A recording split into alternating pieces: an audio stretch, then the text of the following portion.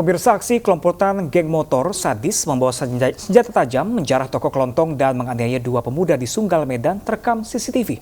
Sementara itu di Batangkuis, Deli Serdang, CCTV juga merekam aksi komplotan maling saat beraksi di komplek perumahan Geraha Batang.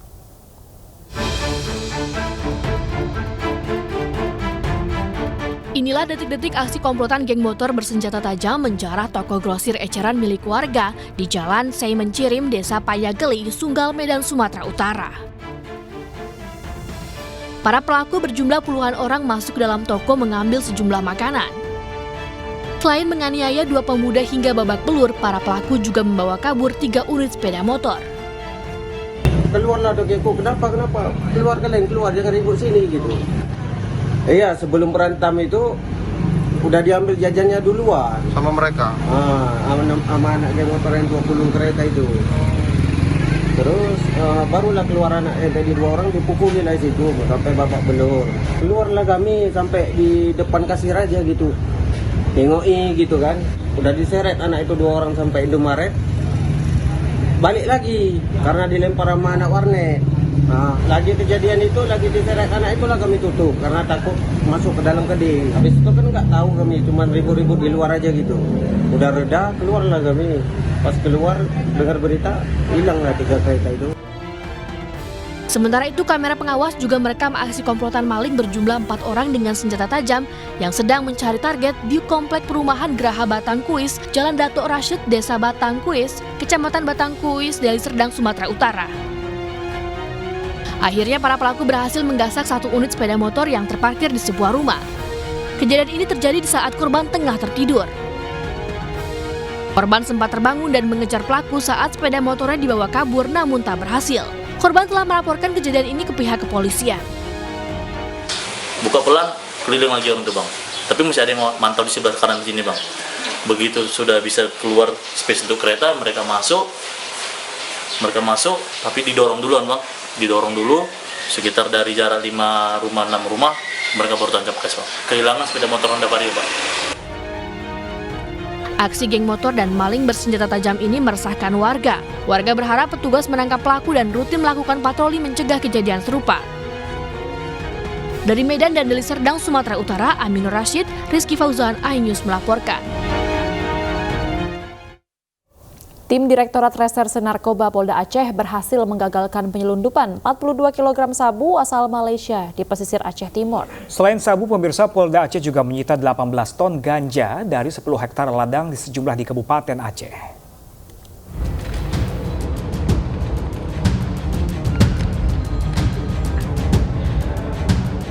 Penyelundupan narkoba jenis sabu asal Malaysia yang dibawa melalui jalur laut di pesisir pantai Aceh Timur berhasil digagalkan tim Direktorat Reserse Narkoba Polda Aceh. Saat penangkapan, 2 pelaku berhasil melarikan diri dan menjadi daftar pencarian orang.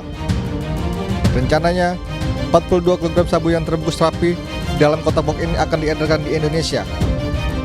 Selain menyita 42 kg sabu, polisi juga mengungkap ladang ganja seluas 10 hektar yang berada di Kabupaten Aceh.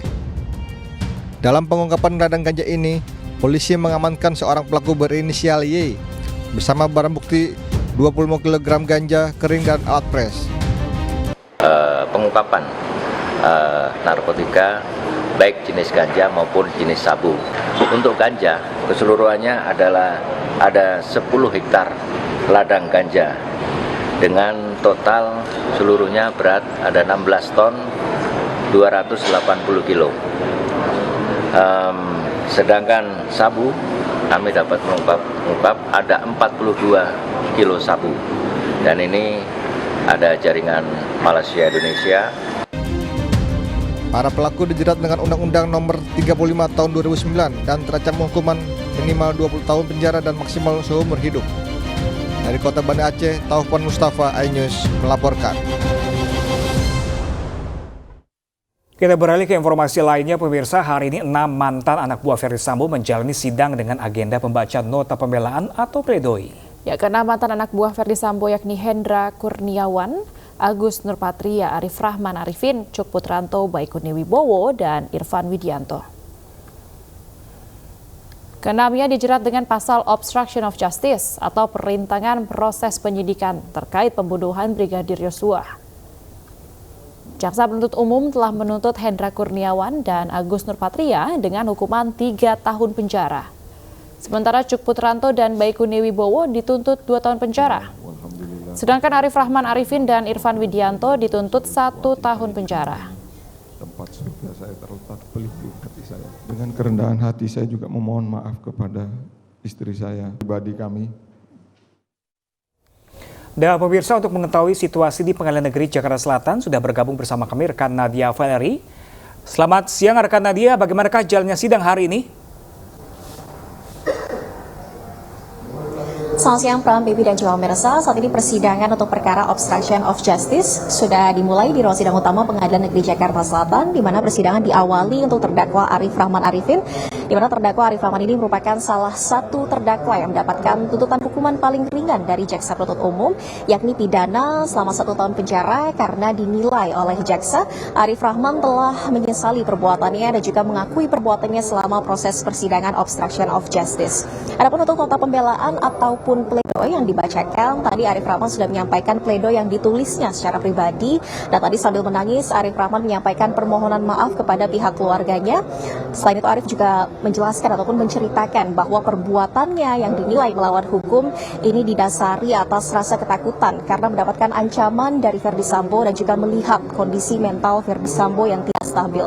Selain itu juga Arif Rahman menjelaskan bahwa memang dengan budaya militer yang kental di Korps Bayangkara, ini juga yang menjadikan anak buah dapat memenuhi perintah atasannya tanpa berpikir banyak, seperti halnya yang dilakukan Arif Rahman pada saat menuruti perintah untuk menghilangkan barang bukti berupa DVR CCTV dari Komplek Polri Duren 3 pasca pembunuhan Brigadir Yosua. Selain bacakan nota pembelaan ataupun pledoi secara pribadi, saat ini juga tim penasihat hukum Arif Rahman Arifin secara bergantian menyampaikan nota pembelaan yang telah disusun berdasarkan fakta-fakta ataupun analisa yuridis yang diharap ini dapat membebaskan kliennya dari tuntutan maupun dakwaan jaksa, karena tim penasihat hukum dari Arif Rahman masih akan mempertahankan argumentasi bahwa kliennya seharusnya tidak dapat dipidana mengacu pada pasal 51 ayat 1 tentang perintah jabatan, karena berpendapat bahwa pada saat itu Arif Rahman hanya menuruti perintah dari Verdi Sambo yang masih merupakan seorang anggota kepolisian berpangkat Inspektur Jenderal Polisi dengan jabatan Kepala Divisi Propam Polri.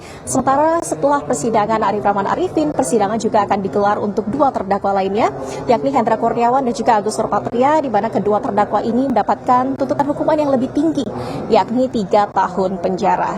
Ya, Pram, Baby. Iya, terima kasih Nadia Valerie atas laporan Anda. Kita akan terus memantau jalannya sidang pembacaan pledoi obstruction of justice dalam kasus pembunuhan Brigadir Yosua. Selamat bertugas kembali. Ya pemirsa, kita beralih ke informasi selanjutnya. Putri Chandrawati dan Barada Eliezer menyampaikan replik dari jaksa penuntut umum dalam kasus pembunuhan berencana Brigadir Yosua. Ya pemirsa, dalam sidang, tim penasihat hukum Putri Chandrawati mempertanyakan pernyataan jaksa tentang pelecehan seksual yang dialami Putri sebagai hayalan.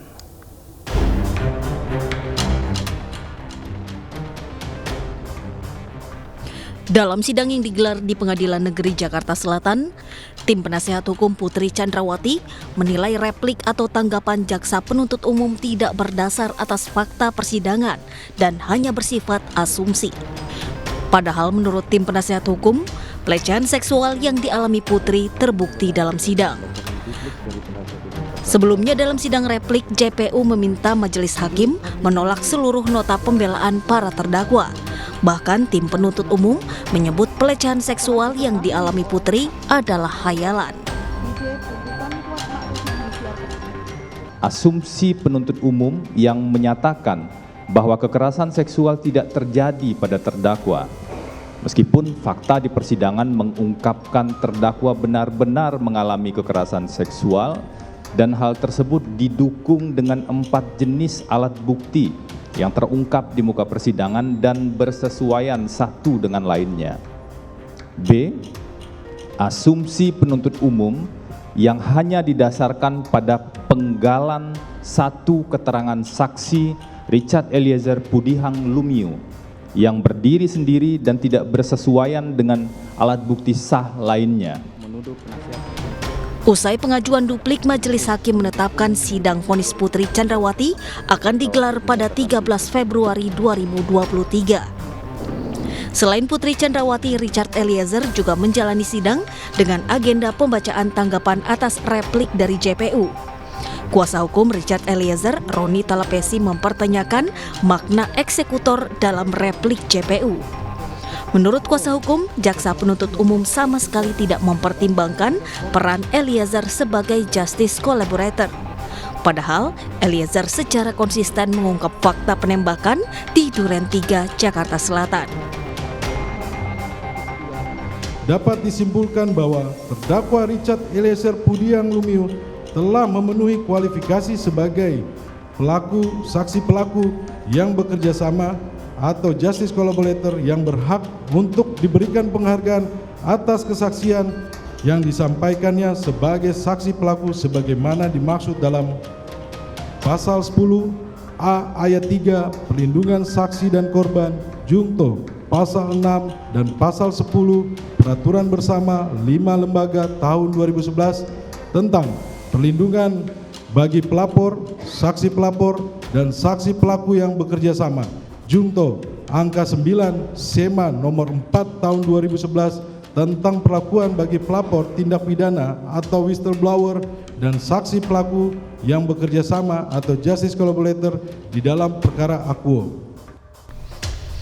Berbeda dengan Putri, Majelis Hakim menetapkan sidang vonis Eliezer akan digelar 15 Februari 2023. 5 terdakwa pembunuhan berencana Brigadir Yosua telah menjalani sidang duplik. Selangkah lagi Ferdi Sambo, Putri Chandrawati, Richard Eliezer, Ricky Rizal, dan juga Kuat Ma'ruf ini akan dihadapkan dengan vonis hakim.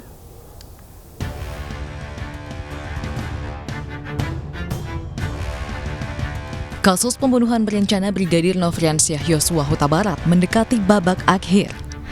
Lebih dari 100 hari berlalu sejak sidang perdana Sambo CS digelar pada Oktober 2022. Kini Ferdi Sambo, Putri Chandrawati, Richard Eliezer, Ricky Rizal, dan Kuat Ma'ruf selangkah lagi akan menerima vonis hakim. Pekan ini kelima terdakwa telah menyampaikan duplik atas replik jaksa penuntut umum. Ferdi Sambo, Ricky Rizal, dan Kuat Ma'ruf telah menjalani sidang duplik pada 31 Januari 2023. Sementara hari ini duplik Putri Chandrawati dan Richard Eliezer dibacakan oleh kuasa hukum masing-masing.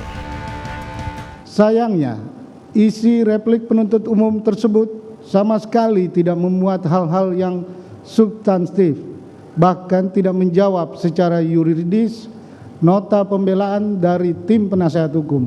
Kami memohon kepada majelis hakim yang memeriksa dan mengadili perkara akuo untuk memberikan putusan sebagai berikut. 1. Menerima dalil duplik dari tim penasihat hukum dan terdakwa Kuat Ma'ruf.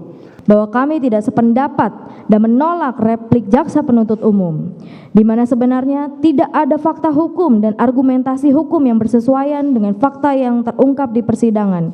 Bahkan tidak ada hal-hal baru yang bersifat substantif yang disampaikan oleh penuntut umum dalam repliknya. Terdakwa Ferdi Sambo dan Putri diagendakan menjalani sidang vonis pada 13 Februari 2023.